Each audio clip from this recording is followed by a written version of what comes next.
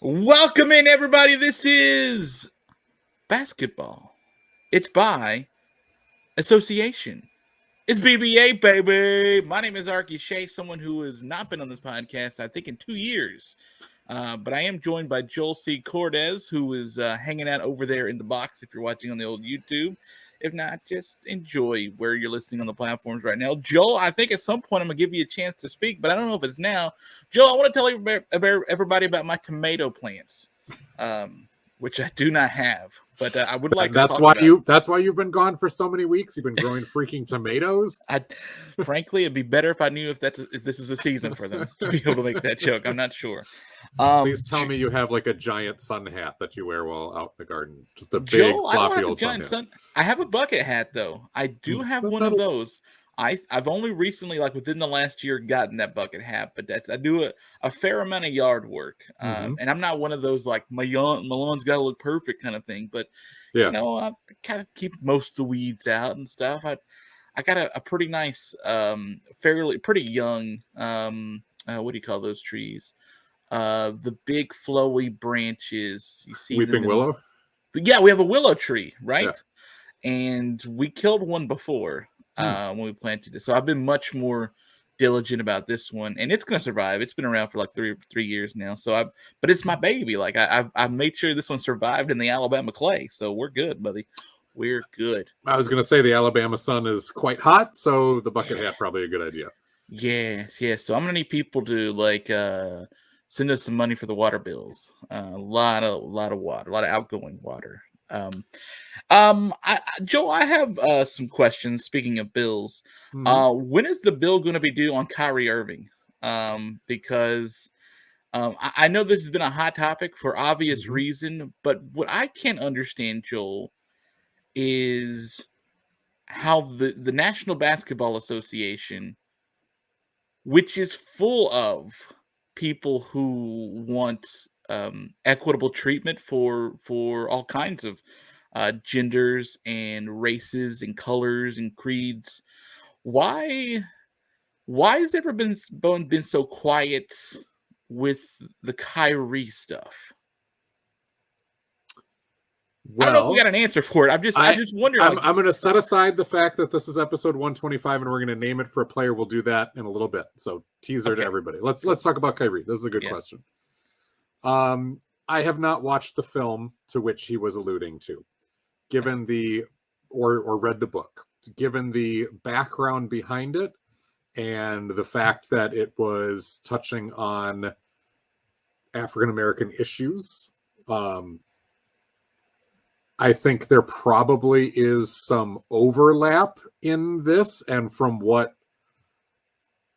and again, having not seen it, I don't want to stick my foot in my mouth, but given the reaction and evaluation by other people with it, there probably are some grains of truth and some things that are just fine and some things that are valuable within it, but then also these very difficult and stereotypical and potentially damaging tropes is what the official word has been.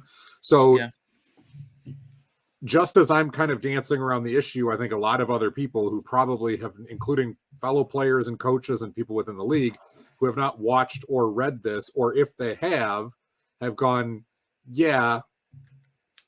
to have come out in the way that Kyrie Irving did in supporting of this, should have had the massive size disclaimer with it that he then used later as his apology with $500,000 to try and paper this over. Like, I understand we should all be allowed to, and I think this was Kyrie's point initially. It's just in usual Kyrie fashion, it was prickly and his foot was in his mouth and it did not contain all of the other stuff necessary beyond I'm going to do what I want to do. But all of us should be able to read and watch and discuss things that are difficult, including things that we take a look at and go, yeah, that's a perspective, but I don't agree with that. We all have the right and should be doing that. We should be challenging ourselves. So if he wants to bring up, hey, I watched or I read this thing and I enjoyed XYZ of it, but I also thought this other stuff, reader beware, reader beware. But instead, he was ignorant about that. And when people called him out on the ignorance, he doubled down on that until, of course, the powers that be begin to swirl around him, as has happened now with the vaccines and with other things that have happened, whether it was the trade request out of Cleveland and Boston. And then all of a sudden he's got a mea culpa. And in his apology, you go, yeah, what you're saying right now makes sense enough. Geez, could you not have done that from the start? And we would have avoided all this. Can I posit two potential theories as to why we haven't heard the uproar from the players in particular of this? One feels sinister, more sinister than the other. So let me start with the sinister one because that sells, baby. What if, and these are the only two theories I think are possible with this. Mm-hmm. One, the sinister one, is the players believe a lot of the players believe what he's saying. And a lot of players believe in what this movie and or book and the ideas surrounding it, right? Sort of the very, as you mentioned, trope, the stereotype, the very negative racist stereotype, the anti-Semitic, stereotype in it. My second theory makes much more basketball sense. But when we hear people get called out for racism, bigotry, anything like that, we don't usually hear player on player, right? We usually hear maybe player on owner, player on coaches, or maybe staff. Like Marcus Smart recently come out and was talking about, Ime Udoka and the way that sort of situation is coming out. Like, you hear that level change. Like there's a difference in the hierarchy, right? One's not a player, one's a player. But maybe it's just players don't like calling out other players in general. Now you call them out on the court, you make fun of them. Sometimes you do some tweets against them, but it's usually not a condemnation of a player. Sure. Which is what this would require, because there are so many very vocal athletes. Kevin Durant, although he's on the same team, maybe not for long, but they're on the same team at this point. LeBron James, who talks about everything under the sun, right? So and consumes a lot of literature himself. Just don't say again. And consumes a lot of literature himself. LeBron is an avid consumer of various literature and media. And before the end of this year, I'm told he will finish one of the book's first chapters that he's got in front of him. But maybe it's just players don't like to condemn other players, especially if they're active. I think it's probably a both and all of the above type of situation. Statistically speaking, there's no way that Kyrie Irving is the only person in the league who has read, watched this stuff and agrees with it and maybe had those same thoughts. And again, without me having read or watched, I'm going to use this as an example. I know that it is touched on within this piece of literature, within this piece of media. I don't know how much, and I don't know all the specifics, but I'm a former high school history teacher. I'm a history major. For example, if you delve into the slave trade and our country's sordid and disgusting history with that, nobody's hands are clean. Nobody. Absolutely nobody's hands are clean with that. And it is what it is. So to double down and focus on roles within that could be very controversial. History is something that gets rewritten all the time as new perspectives and new evidence comes up. I don't know how central that is to it, but as an example, like you can talk about that and you are going to anger someone or lots of people in however you talk about that chapter in our country's history and the ongoing chapters being written from it. So there's no way that Kyrie Irving is the only one. And if the tropes and things that are problematic within it, maybe this is a learning opportunity to delve into those and go, all right, what's really accurate here? For Kyrie? For Kyrie, for Kyrie other doesn't learn players, anything, Joel. Kyrie knows everything already. What do you think, he's learning something? That's part of the problem, right? That is part of the problem. But just to learn, like, all right, what are perspective? What is stereotype? What is incorrect stereotype? What is something that maybe was true in the past and is not true today? What is something that can be framed better? What is the context around this? Or just the things that you get into that are flat out incorrect and wrong. There's always going to be those things, and it's always that way in history. So again, I'm not giving Kyrie a free pass on this by any means, because again, if you are going to throw that out there when you know it's going to be controversial, then you better have your plan be more detailed and nuanced in a response than just, I do what I want to do, you guys don't know what you're talking about. There's an army of us. Like There's literally dozens of us behind me. You heard his post game, like when he was asked by a reporter over and over again about, sort of putting it out there, and every time he'd be like, "So you're promoting it?" It's like, "No, I didn't promote it. But you put it on your platform." Yeah, but that's not promote. Like, it's just. And I could agree with that. Like, I could agree with if that. You're an idiot for him, like if he's an idiot, not you. But if Kyrie comes out with the caveat, like, this is where he needs to learn that nuance.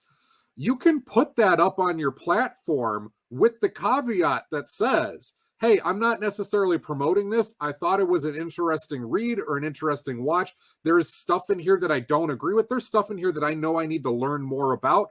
Reader beware. Take it for what it is. And then you can actually start that conversation that Kyrie claims he wants to have. He'd get crushed, but he wouldn't get, like, there at least would be some avenue of, he'd have a leg to stand on. There's a little bit of something there. He'd still get crushed for posting that. I mean, no one really should be posting that anyway. Sure, but can I pause a leg to stand on? Can I posit one last theory about this? Yeah. This is probably the most accurate one. I think no one wants to talk about this because if they do, Kyrie may actually get suspended, and if he does, then the Nets may have a chance to not be eliminated from the playoffs before the end of November. Man. I'll tell you this, 2-6, they're not a good team, Joel. They're not a good team. They're a bad basketball team. You and I sort of talk about this. I still think they'll be in the top 10 of the East. And I think they will 16 teams, but they'll flop. Well, but I mean they're going to make the play-in. I think they will flip-flop with Washington, for example, potentially. But we talked about it this offseason. Like we weren't very high on Brooklyn being like the team in the East. Like we said it last year. We're like, we didn't really believe a ton in them last year. The year before, yeah, sure. Wait, was it the year before that was Harden, or was it last year? The beginning of last year, the Harden was last year. Right? Harden arrived, yeah. Yeah, so I mean that's how quickly things fell off. But a lot of that too. That's when we were on them. We're like, okay, this could be a team. Then that happened. They were first in the East, top 3 in the East for the first half of the season until Durant got hurt, and then Harden arrives, and and then Kyrie comes back, and you're like, oh, Kyrie was apparently practicing, so that's good. He was at least working out and stuff. But I don't. There's so much to work out there, and so many distractions, and Kyrie is such a huge problem with the distractions. But what we have said, when you look at that roster, and I know Seth Curry is still out, and Joe Harris is just coming back, Patty Mills is just coming back. It's not a terrible roster constructed around a team with Ben Simmons' weaknesses and strengths, or a team constructed around what Kyrie and Kevin Durant do. Ditching your coach after 6-7 games, which we haven't even gotten to yet. No. So let's just pause for 1 minute before we do that, and then we'll finish on Nets and we'll get to Lakers. This is episode 125. It could have been the Dwight Howard episode. It's not going to be the Dwight Howard episode. Why not? Because of one of the all-time spoiled prima donna moves in NBA history, and the karma that followed it has been delicious. Forcing his way out of Orlando, doing Stan Van Gundy like that during a press conference. Like, no. So instead, episode 125, this one's actually pretty cool. Hall of Famer, 5-time All-Star, 11-time All-Defensive Player, 75-76 All-ABA. He was an 83 NBA champ. He was a 1974-75 All-Rookie Team and the 82-83 Sixth Man of the Year.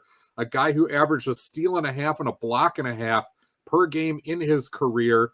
and shot well over 50% for his entire career. Started off in Denver in the ABA for a couple of years, transferred with the Nuggets to the NBA, much more well-known with the Philadelphia 76ers. This is the Bobby Jones, the Secretary of Defense. A lot of people forget like the accolades that guy actually had. That guy has some laurels to lay on, man. There is a lot in 2 different leagues, in fact, too. So, yep, Bobby Jones episode. Here we go. Back to the Nets. There is the possibility on paper for them to not be a terrible basketball team and not be 2-6, and for some of this stuff to get figured out. But like Frank Vogel is getting a little bit redeemed in LA by the fact that Darvin Ham's a good coach. Frank Vogel was a good coach too, but the roster had its flaws and there's only so much you can overcome. Ime Udoka comes aboard like, oh my goodness, the optics of this. You're going to go to the team with the dysfunctional head cases and all the drama. So their answer is fire your coach after 7 games and bring in a guy who got suspended for the entire season. Joe. That's who you're going to bring. And again, Ime Udoka, fantastic coach, was with the Nets just 2 years ago before he took the Boston job. Like, but the optics of this are delicious. The Nets are going to net. Joel, you just don't get it. They've never needed a coach. So this guy's just going to be a suspended figurehead that may come back and be technically sort of eligible because he didn't, sleep with somebody on the Nets last year, against the team rules. You know what's weird? And that is important for everyone to note, by the way. He was never suspended. A lot of people have been asking about this. Well, how could he come back if he was suspended for the whole year? No. The NBA did not step in because that's not against NBA rules. It was a Boston Celtics organizational rule, and they chose to do it. He can go somewhere else, but he is under contract, and there's going to have to be some sort of negotiation. The Nets may even have to send a second-round pick to get Ime Udoka. Ooh. So, I mean, for somebody who's coaching in the Eastern Conference freaking finals and winning it in his first year, and then the NBA finals. Let's dive into something quickly here, and then we'll move on to the Lakers because I've had enough Nets and Kyrie talk, especially for a 2-6 team. Every year, man. You and I have been doing this for a long time, and it seems like every year we can't escape. So after this, we're going to talk about another really good team, the Lakers. So you have said something on this podcast several times, and I sort of laugh at it because it's like, yeah, okay. But I feel like 2021, 2022, and now going into 2023 calendar year, I can't imagine a more apropos phrase than what you put on here, which is Nets are going to net. Like, I don't know how this franchise finds itself in a league, in a region, basically in a city with another franchise that's known for being a basket case. How they can constantly backdoor themselves into terrible decisions and moments, even decisions where people are like, oh, Harden, Kyrie, and Durant, maybe, and then 7 minutes later it's, oh, Durant and Kyrie. Oh, Kyrie can't play, just Durant. Okay. Oh, you want to trade? Like, how everything just turns into a massive headache with that franchise is beyond me. I can get the attraction to an Ime Udoka, right? Yeah, absolutely. He's a good coach. I don't know if he's great yet, pretty good talent, but he's a good coach.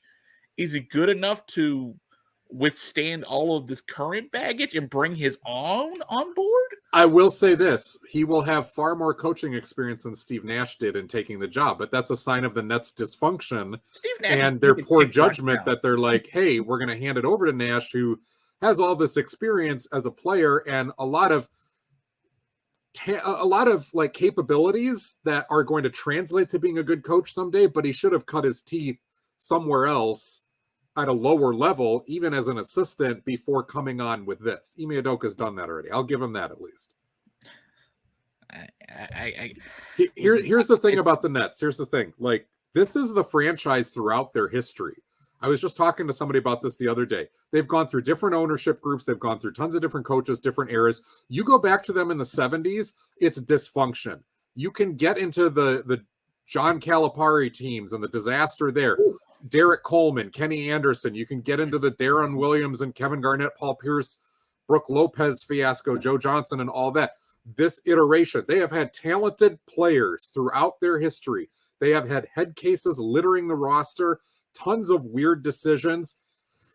Excuse me. And I don't know. It's part of the DNA, even as they've changed ownerships. What I thought you were going to say is where I've alluded to the fact that I don't think Kyrie is playing in the NBA much longer, at least not now. He'll run out of money at some point and try a comeback, because that's usually what happens in cases like this.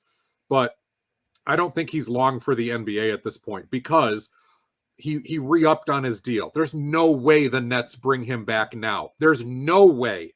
They're going to let him play out the string. They may look for a trade, especially if things go south. They're not going to have him back next year. They will find a way to make sure that does not happen.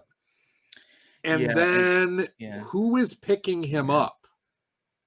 Well, everyone talks about the Lakers having $70 to be able to try to take that contract on, but no. Maybe they would, but again, like in a progressive liberal market like Los Angeles, the Lakers are going to play that PR game now. I don't know. Not in New York either. Well, in New Jersey, but right. I mean, Brooklyn, but like it's still.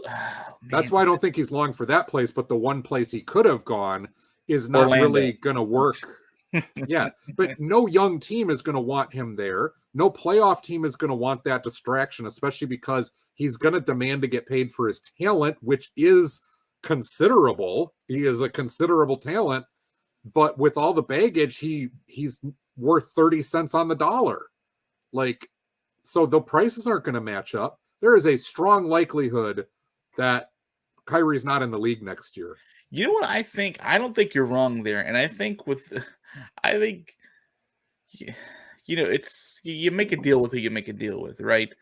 But I can't believe the Nets thought that Kyrie would continuously become this kind of even like a deepening. No like, way. Yeah, Earth's No flat, whatever. That's harmless kind of stuff. Like he's not actually drawing a world like he's not making globes for a living, right? So like we're okay.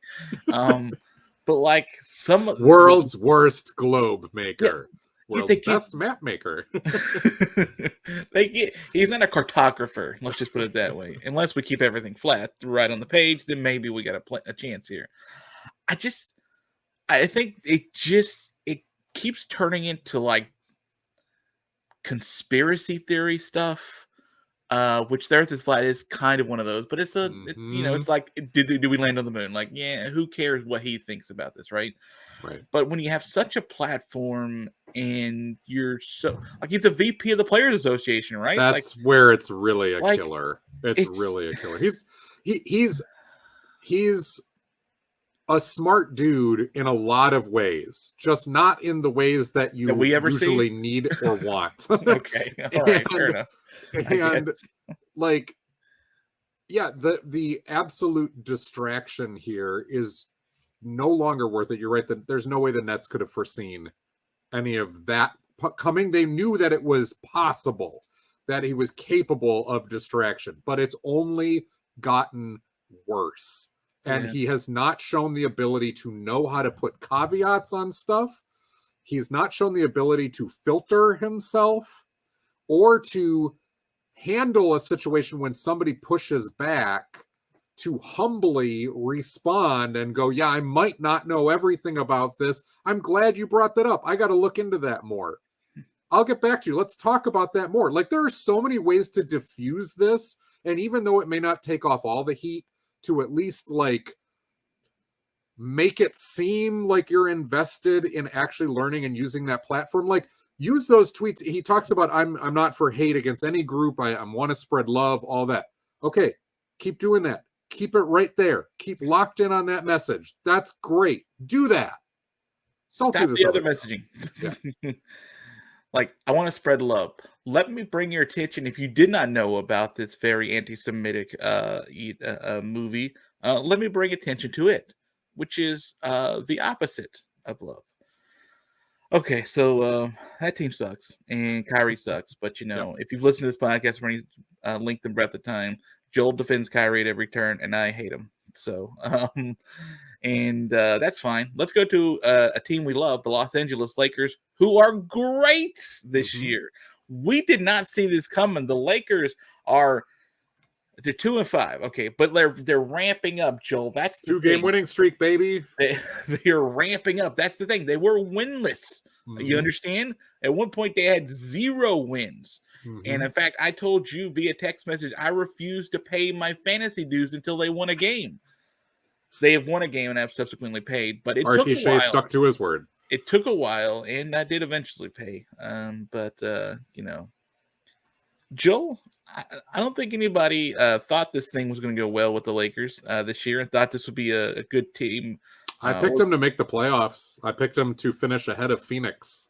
But that is 3rd in the division. But yes, that is eking into the playoffs at this point. What's wrong? It's real easy with them. And again, it's so early in the season. This is where we have to draw the caveats, because 3 out of the 5 teams that would miss the playoffs in the West right now include the Golden State Warriors, who I picked to repeat. Yeah, but the Clippers, who I picked as Western Conference finalists, and the Lakers. Whereas in the Eastern Conference, you feel like the field is pretty much set except for who Brooklyn might be able to bounce out. But the field in the East looks pretty much set already. In the West, no. Oklahoma City, probably Utah, probably Portland. Those 3 teams probably won't make the playoffs, but they might. Oklahoma City won't. What's really wrong with the Lakers is the shooting aspect, but there is some hope here. Is that important? It is in this make or miss league. You cannot start off with historically bad 3-point shooting that's was under it 28% from 3, like their first 3 or 4 games. Like yeah, it was even worse than that. It was not even cracking 20%. It was historically bad. But things like that happen. Just not historically very often. The Lakers still are dead last in 3-point percentage, shooting a whopping 26.7% on the season. However, they lead the league in pace. They, as far as 3-point attempts go, are 12th. Shot attempts are way up there. So they just have not hit shots. However, this is where there is some hope, and why I don't think they're going to be a team that's again, barring a major Anthony Davis injury or something like that, which changes everything. I don't think they're going to be 20 games under 500. I think they're going to be sniffing around 500, maybe even slightly above it, which is not good enough for the Lakers, but it's not the doom and gloom. They are top 10 in almost every defensive category. In fact, top 3 in a lot of them. Blocks and steals, points per game allowed. They're leading the league in pace. They're getting up a lot of shots. They are hustling when you watch them, which I've talked to some Lakers fans and yeah, but that makes it even worse. We see how hard they're trying, and they still suck this bad. Sure. Yes. Last year they were walking up and down the court. Correct. Right. It's different this year. Correct. There is some juice to what they're trying. There is that belief. And again, it's early in the season, and a team can have its spirits crushed and you lose that. But the young guys are playing hard. They were not hitting shots. But in the games, just the last couple games, for example, you start to get around 30% from 3. It's still bad. You're still going to be bottom 5 in the league. But you're not historically bad. And they're good enough in all of these other categories that as they start to knock down just a few and guys start to come back a little bit, progressing to the mean, they're not terrible. They are capable of beating other teams. And I will say this, and I said it right from the start, I started talking about it last year already. Russell Westbrook does make sense and does have a role in the NBA if he is willing to accept the 6th-man gunner role. He has moved to 6-man. They are 2-0 since they did it. He has not looked as terrible. In fact, you can see how it fits with that group of guys and how he's no longer in the way of LeBron and AD, where they can put three guys conceivably who can shoot at least a little better than Russ around LeBron and AD. By the way, LeBron was 0 of 7 from 3 last night in their win, their overtime win. Yeah, so LeBron's struggling. Oh, 7 is pretty bad, but like, yeah, I mean, he's struggling too. It's not just Matt Ryan and Russell Westbrook and the guys that it's real easy to point the finger to. But like, once Russ moved out of that starting lineup, Lonnie Walker has had 20 plus games both nights. You're getting to feature him a little bit more as a younger guy, and Russ still gets to eat. He still gets to contribute with that second unit. Russ, by the way, and I just want to point this out, because as much as we bash on him, and you and I both love, watching him play, but there is definitely bad Russ. But in 25 minutes last night, he was 6 of 10 from the floor, 13 points, 9 assists, 7 boards. Yes, he was 1 of 4 from 3. But if you think about that for a sec, you take away those misses from 3, and the dude was 7 of 8 from the floor.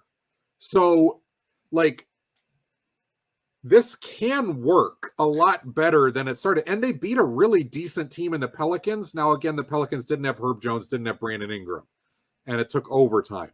But you play with who you got. And I just think that, like, better days are ahead. Lakers fans, do not give up on this team completely, but do not go into, like, your usual flights of fancy that this is somehow going to be a good team. I think it can be a credible team, and that's still not going to be good enough for expectation, but it's not going to be the absolute dumpster fire that the first 5 games were, when, let's be honest, there was a ton of moving parts, new coach, entirely new supporting cast. Most of them are young guys who had never been thrown into that type of role before at that big of a stage, especially in LA next to LeBron. You got Russ, again, a hard-headed guy who was not accepting his limitations, and now you are starting to see his body language. Like, he was the first one up off the bench when Matt Ryan hits that big 3 to put it into overtime. He's the guy running out to Matt Ryan. He is up off the bench, and I am seeing him, like, trying to be positive, even though he gets the scowl on his face when he's in the game and he's being hard on himself for missing stuff, and you see him wall up. He is trying to be really, really positive with the rest of his teammates, and I respect that. That is trying to find how you can contribute when things are not going your way. And again, bad Russ could show up. If this doesn't work, he could be the first guy to start complaining about the role if they're not winning. But 2 games, the sample size says Russ off the bench does actually make sense for this team, and may buy him a role and a career third act that otherwise was not going to exist if he doesn't embrace this fallibility, this human limitation of himself, that he's getting older and his game needs to adapt, or his minutes have got to adapt. Russ has had a really good last couple of games, and he's not a great 3-point shooter. He's shooting 20% on the season, but that includes him being 38% from 3 in the last 2 games. So that's actually pulled that number up just a skosh or so to right at 20%. But I do think you're right in a lot of what you say. But all of this is always hinged on Joel, and we talked about this. If he's willing to accept that role, like, it's all attitude for him. It's all, is he willing to do this? Because they tried in the preseason, right, and then quickly got out of it because Russ wasn't there. So maybe seeing the team start so poorly, sort of, and him struggle so much, he's got nothing to stand on, right? Maybe that sort of say, hey, listen, if we're gonna have any shot, I'm gonna have to try this. Give it my full-throated endorsement. Let's just see. And in the first couple of games, productive. He's been productive. He has sort of gotten his, right? Like, he's had really good games, and the team has been successful. So if he can see that continue, I could see a Russell Westbrook buying into that a little bit more. I do feel like that's heading toward a disaster at some point, because I think once he does that for a month, 6 weeks, he's going to be like, okay, now we figured it out. Get me back in the starting lineup, and I want more minutes. And listen, 25 minutes, 30 minutes, that's not a bad total. You only get 48 in a game, right? Right. LeBron's playing 40 for no reason. I mean, he's 400 years old. Like, but they got to, right? He and Anthony Davis had to play 35 plus minutes a game. And Troy Brown Jr., who they moved into the starting lineup for Russ, actually has given them a pop. He was hurt the first 3-4 games of the season, so he didn't even start appearing. But as soon as he did, it was against the Wolves, and the Lakers lost that game, but they were actually in that game a lot, and Minnesota was kind of lackadaisical. LA was trying really hard. They outworked Minnesota and probably should have won the game. It's just things were not going their way down the end, and Anthony Edwards took over. But Troy Brown, as soon as he got in the game, knocked down a couple shots, played with a different body language than everybody else. They've moved him into the starting lineup, and you go, okay, Anthony Davis to center, LeBron at power forward. You got Troy Brown and Lonnie Walker as two kind of lanky wings, and you got Pat Beverly, who's going to defend and also not hit shots because he's been in a bad slump to start the season too. But that makes more sense than Russ and Pat Bev in the starting lineup, who neither are hitting shots. And now you can bring Russell Westbrook off the bench. He's got Austin Reeves and Matt Ryan in the second unit with him. And when he comes in, he's probably on the floor again with Troy Brown or Lonnie Walker. He's got up to 3, maybe even 4 guys who will take threes and theoretically should be hitting at above the league average. That should continue to go up. It makes a whole lot more sense than trying to stick him there with LeBron and AD.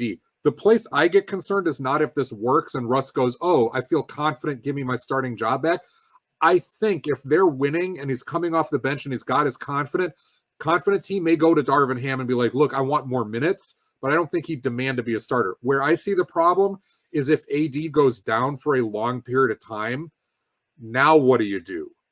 Because now it would make sense to put Russ in the starting lineup because he's a Hall of Famer.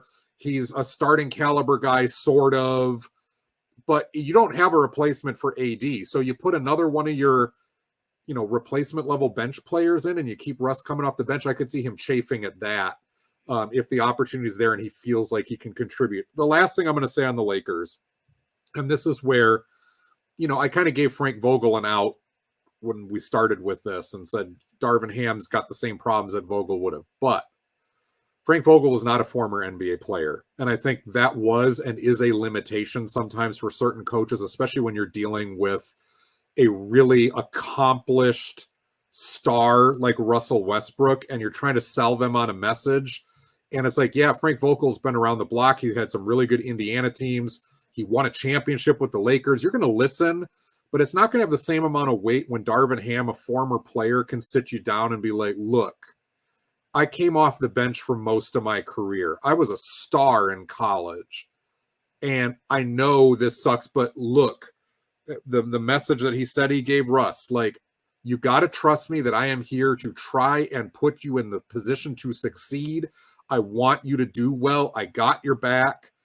But we also got to think about us and we, not I and me. Let's try this. Can we try it? I do think there's more weight there when it's coming from a former player. And Darvin Ham, again, is a guy that's been around the block now for a while as an assistant. So that does mean something, especially to stars. And, maybe he's the right voice at the right time for Russ to open up to and listen, whereas somebody like a Frank Vogel, it would have been a harder sell, and that just is what it is. Strictly statistically speaking, Anthony Davis will miss significant time this season. Right. Like when has it not happened? Right. So unfortunately, yeah. Could that be a moment, as you allude to, that sort of unravels whatever success that they may be having? And listen, there may be an adjustment by the other teams by let's say December or so, Christmas Day game and such, that this ends up being a moot point and they have to try to figure something out. And maybe they aren't, winning 100% of their games when this is the thing. Maybe, they go on a 4 of 7 loss slide with this streak. Does that also impact? Maybe they, because they got a couple of really tough stretches coming up in this season, and not deep into the season either. Yeah, where it could really sort of test the Darvin Ham mettle here and the Russell Westbrook willingness to sort of accept this role. Before we leave, can I ask you a question? I mean, it's 50% your show too. Go for it. It's like 32% my show, to be fair. Well, only when you're missing so often, but. Who is your biggest surprise, positive or negative, when it comes to teams so far this year? I I'll say who mean, mine is.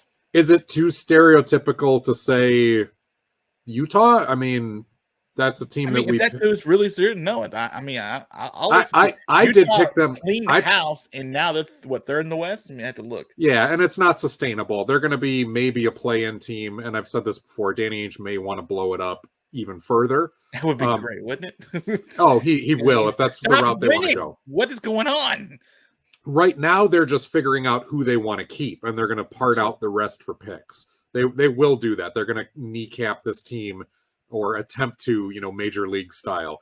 But Utah, I did pick to finish ahead of Portland and ahead of Oklahoma City in the division, and I did pick them to maybe be a fringe play-in type of team. So maybe I shouldn't pick that. I guess I would say bigger negative surprise is the Clippers and the Warriors starting out slow like this. Yeah. Clippers have the built-in excuse of Kawhi. Warriors is a lot more troubling because everybody has been pretty much healthy. I don't know how much of this is actually the Draymond Green stuff hanging over their head. I know that's the easy narrative to cop out and say it's that, but the bench has not played well. The young guys, are trying to adjust. Wiseman coming back has thrown some new wrinkles that they're having to figure out. I think that's everybody's a year older, I think it's the team that's gotten a little fat, gotten a little happy, had a really good look. We called it all season long before people were thinking the Warriors were going to win. We said this is the Remember Us tour. Yeah. And they went back and they just crushed teams, like old school crushed teams. But Steph Curry isn't 27. Okay. Klay Thompson isn't, he and his ankles and Achilles are not 28 or such anymore. Right. Like this is just an older group. This core is older. The youth, as you mentioned, someone like a Wiseman coming back, we didn't see him for huge chunks last year, right? And we know he's good, but like they have to reintegrate that guy. And I don't even think anything has to do with the Draymond punch thing. Like I think, and Wiseman was playing with the starters his rookie year before he got hurt. Now he's coming off the bench playing with Kuminga and Moody and Poole and all the other young guys. I don't even think like a Jordan Poole wouldn't pass it to Draymond Green because nobody's passing to Draymond Green because Draymond Green doesn't score. Okay, he's never been a scorer. Like it's not like you're, keeping the ball out of Steph's hands. Like that's a difference. If Steph came and punched you and did that, then maybe people lay off a Dre from three almost as much as they do Russell Westbrook. Like let's be real here. Like Russ isn't the only guy to get that treatment. You dare Draymond Green to hit a three, and if he makes it, you go, "Good job, man. Let me see you hit another one." Yeah. More importantly, that's what you're saying, and more often you're saying, "Hey, why'd you shoot that? Just let's talk this out. Stop. Please stop doing that." Get with the Clippers. We both love the Clippers going into this season, and like I still do, but Kawhi's knee is Kawhi can't get on the court. Like Kawhi can't get on the court, and I feel like you need him to get on the court to be able to win. Like that's kind of what we, Paul George is great, and he's had a great start of the season, but like he's put up great numbers his whole career. Like Kawhi was what was going to hopefully, because he's missed like 2 or 3 of the last 5 seasons. It feels like you needed him to become that next team that could take that step, and if he's not on the court, you're a flawed team and you're going to lose games and you're no longer the team that's going to win the West. If he cannot get healthy this year, he's not going to get healthy for the rest of his career. There's a long track record of guys in the league, superstars and stars, who had that injury and were never the same, and they'll try for a while. And Kawhi's young enough and strong enough, and I think stubborn enough too in the right ways, that he'll keep trying. But that Kawhi Leonard ain't coming back. If we don't see him this year, he's not coming back. Like he'll still play, but that's it. I agree. I thought that he had gotten all the time in the world that he needed. If you think he was going to come back to that level, I should say, right? And I did. I mean, I did. I did too. I thought they were really cautious with him last season and essentially said, "Take the gear. I mean, just take it. You're fine." I mean, we knew that I thought going into this year that if his health was going to be any kind of a factor, it would be something being re-aggravated later in the year, not right out the gate. And so that scares me a lot if I'm a Clippers fan and if I'm a Kawhi fan, and I am a Kawhi fan. I think I think he's a special type player. There was a defensive first type player that is not what you see a lot of in the NBA nowadays. And I hate that an injury looks like it's about to take out the elite Kawhi Leonard, and he's just going to turn into a guy that plays basketball for a while and cash some checks. And that's not what he sort of grew into for that magical, like 2.5, 3 year stretch where he was like the bee's knees of basketball. So I've never seen a more disruptive defender than peak Kawhi. Not even Pippen. Kawhi is the most disruptive defender I've ever seen at his peak. Dudes in the NBA Finals blocking layups with a fingertip. Like, it's... I don't know how you exercise the tip of your finger, but, like, it is strong with that one. It was. And that's the biggest disappointment for me. The biggest surprise is that Kawhi has not been able to get back on the court and be healthy. Look, I'm surprised about the Knicks losing 3 in a row because they're elite. They were 3-1. I'm surprised about the Bucks in all actual honesty. 7-0, that's a really great start. We knew that they were good, but 7-0 is really, really good. Especially not completely healthy yet either. Yeah, that's a team that doesn't need to be pushing it to come out the gate. We know how good they can be if they just get too healthy and maintain a top 3 or 4 seed going into the playoffs. They can be really, really good and a super dangerous team. But Giannis for early MVP. And for Giannis to be like MVP times 2 right now, the way he's played to start this year, like on both sides of the court too. Like, it's just like, that's a positive, really good surprise that they've been that special this early. But I mean, overall, the biggest one for me is Kawhi. So, and Kawhi and the Clippers. I don't know. That team is not that great. They're not special without Kawhi. Without a healthy Kawhi. We're assuming a healthy Kawhi. You know, if we got a 70% Kawhi, they're probably still pretty good. They're still a playoff team, but yeah, they're not a championship contender though. Yeah, because there's still good teams technically ahead of them, like the Utah Jazz. And by the way, you're welcome, Phoenix Suns fans, because for the last few years we have doubted the Suns at every turn, always with caveats. We're like, yeah, we don't really want to. And, you know, here I pick Phoenix and like, man, I think the slip is coming. Well, now they're 6-1 and leading the West. So you're welcome, because every time we bet against them, they've been that team. Good job. For 4 years now. I mean, you know who Utah's leading scorer is? Lauri Markkanen, right? Or is it Clarkson? Lauri Markkanen is leading that team in scoring. You're like, which team should he be leading in scoring? Because I don't think it's anybody. Like, maybe he's a better player than people realize. He's good. He's a really good. But should he be an NBA leading scorer? On this team, he clearly is. Not on a team that you want to go far. No, ideally he's your second or third scorer. But yeah, he's with Clarkson and Colin Sexton, and not that those guys should be the leading scorers. But I don't know, when you sort of look at the box scores, you're like, Lauri Markkanen doing that again, huh? Okay, all right. Somebody's got to take and make, and he's stepping up into that role. Leading scorer on that team, and Lauri Markkanen about to get shipped for some picks, son. That's what we expect to do. I see. That's where it's tough. I think everybody there, and I know we got to go, but everybody's just auditioning to either be part of the future or part of that next contract. It's the same thing that the Lakers role players are doing. The Lakers will be active probably right after Thanksgiving, maybe again right at the trade deadline. And right now, all this is about is figuring out who works and who you're going to try to upgrade. However, so. Are they going after Lauri Markkanen? Anything? Is that what you're saying? No, I was not connecting the dots there. But even somebody like Patrick Beverley, like, okay, he's on board, but they'll move him in a heartbeat if he doesn't start hitting shots here. Like, he's been a plus player every time he's on the floor because of his defense. But if shooting is that major problem, any of those guys not named Anthony Davis and LeBron are open to be moved. So. Do you know who's a plus player on this podcast? You, Joel. You're a plus player on this podcast. Joel, you get to say goodbye to the good people. Well, the plus player of the podcast was Bobby Jones, who certainly did some things. Episode 125 is in the books.